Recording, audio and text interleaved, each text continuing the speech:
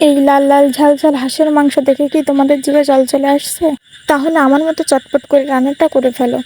তো চলো, প্রথম আমি হাঁসের মাংসটা পরিষ্কার করে কেটে নিয়েছি।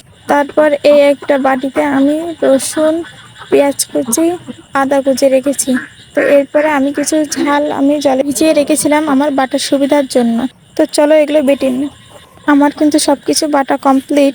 তো চলো এখন রান্নাটা শুরু করে ফেলি। তো দেখো, আমি প্রথমে আলুগুলোকে ভেজে নিব। আমি কিন্তু আলু অনেক ভালোবাসি, অনেকে আবার এগুলো দেয় না। এগুলো যে যে রুচি অনুযায়ী দিবে। তারপর দেখো, আমি এখানে সয়াবিন তেল ব্যবহার করছি। এর ভিতর কয়েকটা তেজপাতা ও জিরে দিয়ে দেব। এগুলোকে এখন কিছুক্ষণ নাড়াচাড়া করব। এখন প্রথমে আমি রসুন বাটা দিয়ে দিব, তারপর আদা বাটা দিয়ে দেব। এখন কিছুক্ষণ নাড়াচাড়া করে পেঁয়াজ বাটাটাও দিয়ে দেব। সব উপকরণ দেওয়া শেষ। এখন এই মশলাগুলোকে আমরা ভালোভাবে কষাবো। কষাতে কষাতে যখন তেল ওঠা ভাব চলে আসবে, তখন আমরা এর ভিতর মাংসগুলো দিয়ে দেব। মাংসগুলো খুব টাইম নিয়ে ভালোভাবে কষাতে হবে। আমি কিন্তু এগুলো চীনা হাঁসের মাংস রান্না করছি, আর একটু স্বাদের জন্য আমি এর ভিতরে একটু বিরিয়ানি মশলা অ্যাড করেছিলাম, কিন্তু সেটা দেখাতে ভুলে গিয়েছিলাম। আমি মাংসগুলো অনেক টাইম নিয়ে কষিয়েছিলাম।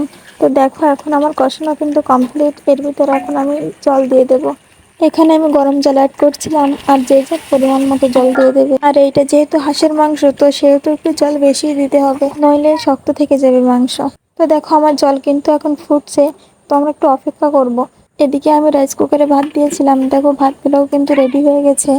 তারপর আমি কিছু মশলা বেটে নিচ্ছিলাম। এই বাটা মশলাই বেশি ব্যবহার করি, কারণ বাটা মশলা দিয়ে যেন স্বাদ বেশি লাগে।